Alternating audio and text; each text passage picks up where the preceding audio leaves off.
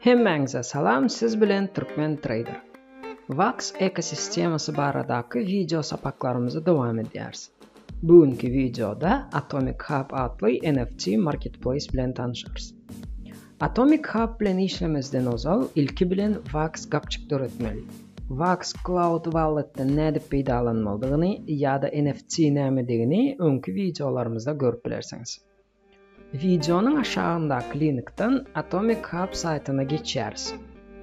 Login düğmesine basıp açılan pencereden Vax Cloud Wallet'a basıp sayta giriyoruz. Esas sahypada yakında bolacak NFT dropları, umumy statistikany, täze listing edilen NFT'leri, täze döredilen NFT'leri ve soňky 60 gündäki sowdanyň görümini görüp bilersiňiz. İlki bilen NFT'ların strukturasyny öğrenelim. İslendik NFT hem bir kolleksiýa değişli bolýar. NFT'nin aşağında haýsy kolleksiýa değişildigi yazılýar. Kolleksiýalaryň 3 görnüşi bar.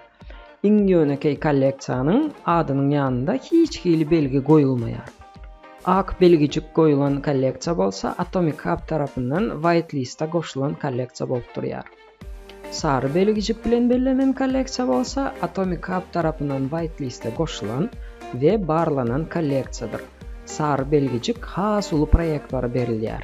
Ak belgicik bolsa biraz ýönekejrek täze başlayan proýektlere berilýär. Her bir kolleksiýada bolsa bir näçe schemalar bolup bilýär. Meselem Alien Worlds kolleksiýasynda 5 san schema bar ve olar Arms, Crew, Faces, Land ve Tool diýip adlandyrylýar. Alien Worlds barada bilýänleriniz bar bolsa, ol oyunda NFT'ler barada bilýänsiňiz. Ve her bir NFT bir schema değişli. Meselem instrumentlar tool schemasyna, yerler land schemasyna ve şuna meňzeşler. Her bir schemada hem bir näçe şablon bolup biler, ýagny template. Meselem Alien Worlds oyunyny alsak, kolleksiýanyň ady Alien Worlds. Tool Worlds schemasında standart shovel diýip template bar. Ol template esasında düzülen bir näçe NFT'ler bar, ýagny assets. Her bir NFT'nin ID belgisi vardır. Mint number bolsa şablon esasında döredilen NFT'lerin tertip belgisi. Adaça mint nomeri owadan belgi bolan NFT'ler gymmat baha satylýar. Explorer bölümünde Atomic Hub'da bar bolan ähli kolleksiýalar, schemalar, şablonlar ve assetsler barada maglumat alyp bilersiňiz. Market bölümünde NFT satyn alyp bilersiz. İlki bilen çep tarapdaky menüden gerek kolleksiýany saýlaýarys. Meselem Alien Worlds. Ondan soň gerekli schemany saýlaýarys. Meselem biz instrument aljak bolsak, tool schemasyny saýlaýarys.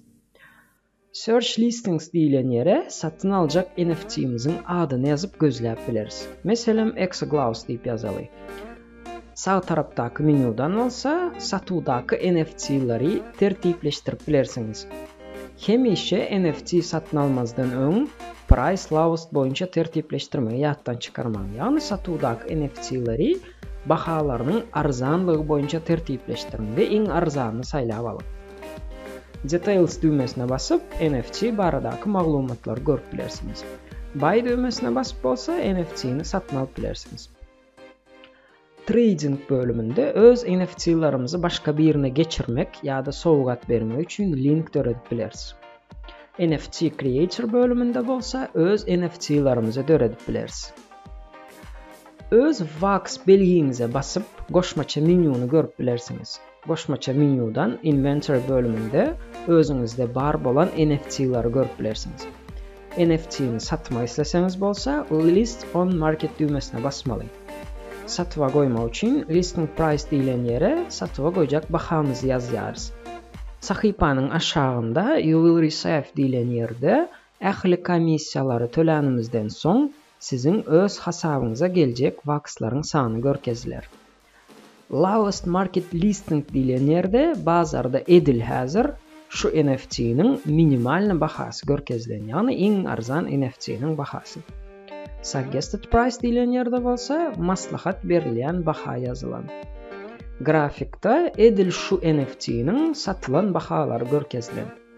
Ondan aşağıda bolsa tölenilýän komissiýalar ýazylan. Tokenomics fee bu Vax blockchain'inde transaksiya geçirme üçün alınan komissiyalar ve 2% bolup durur. Atomic Hub fee bolsa Atomic Hub Marketplace'ın özüne alınan komissiyası ve o hem 2%. Collection fee bolsa kolleksiyanın komissiyası ve NFT döredicilere tölenyen komissiya. Onun gövrümü bolsa her kolleksiyada her durli. Satacak bahamızı yazanımızdan son confirm düğmesine basıp NFT'ni satıva koyup bileriz. My Listings bölümünde satıva koyan NFT'larınızı görüp bilirsiniz. Eğer satış bahanı ütgetecek bolsanız edit düğmeye basıp ütkedip bilirsiniz. Sold bölümünde sizin satan NFT'larınızın sanağı vardır. Bought bölümünde bolsa satın alan NFT'larınızın sanağı. Sahipanın yukarısında Total Bought ve Total Sold deyilen yerde akkauntunuzda umumi satın alınan ve satılan NFT'ların bahasını görüp bilirsiniz. Atomic Hub platformasında her gün bir neçe droplar geçirilir. Drop bolanda NFT'ni dörediciler öz proyektini reklam etmek için NFT'larını harz arzan bahadan satıyarlar ya da mut paylayarlar. Şol NFT'ları alıp haz kımmat bahadan satıp bileriz. Hem yerde risk bolşayalı, berde de risk vardır. Dropta satın alan NFT'nizin bahası sonra markette haz arzan bahadan hem satılıp bilinir. Men Telegram'da təzə kanal ve chat açacak. Şol yerde hem özümün qatnaşan NFT droplarım barada yazacak. Videonun aşağında kanala link koyacak. Siz hem qoşulup NFT droplara qatnaşıp bilersiniz. Hazır bolsa bir neçe NFT droplara qatnaşanım görkezeyim. Meselem Taco deyip bir proyektin NFT dropu. 9,9 Vax bahadan 3 sani NFT aldım. Yani teylekle aytsak 10 Vax bahadan NFT satın aldım. Markette bolsa bu NFT'ları komissiyan tölenimizden son hem 20 Vax baha bilen satıp bileriz. Yani 2 segment baha bilen. Bu NFT bana gerektiği sebeple satmanı saklayan başka bir videomuzda Taco proyekti bilen tanışarız. Başka da Colonize Mars deyip bir proyekt var. Şol proyekt arada sticker görünüşündeki NFT'lerini 0,100 Vax bahadan sattı. Men hem bir topar sticker aldım ve şoların birini 70 Vax baha bilen sattım. 70 Vax bahadan menden stickeri almaklarının sebebi olsa NFT'nin ID belgisinin ovadan dolunurdu. Yani bana 7'lik belgili sticker düştü ve men onu 70 Vax baha bilen sattım. Hasaplap görsek, dine şol bir droptan 700.000% girdeyici aldım. Prospectors deyip bir oyun var. Şol oyun drop edende 1000 Vax bahadan NFT'larını sattı. Men hem birini aldım ve 2250 Vax bahadan sattım. Yani plus 100 göterim girdeyici aldım. Eğer dolarda hasaplasak olsa bir droptan 150 dolar arası girdeyici aldım. Elbette hemme drop girdeyici getirmeyer. Mesela şu dropta Destinations proyektinin NFT'sini 132,5 Vax bahadan satın aldım ve neticede 110 Vax bahadan sattım. Şeylelikte -17% çıktaycı gördüm. Sizde de şeyle yağday bolup biler. Drop'a qatnaşmayı hem öğrendik. İndi bolsa videonun aşağında bizim droplar baradaki Telegram kanalımızın linkini alıp koşulun ve siz hem NFT droplara qatnaşın. Video gönlünüze yaranılsa haladın düğmeciğine basma, kanala azab olma ve cancağıza basma unutmayın. Hazırlıkça hoş sağ olun.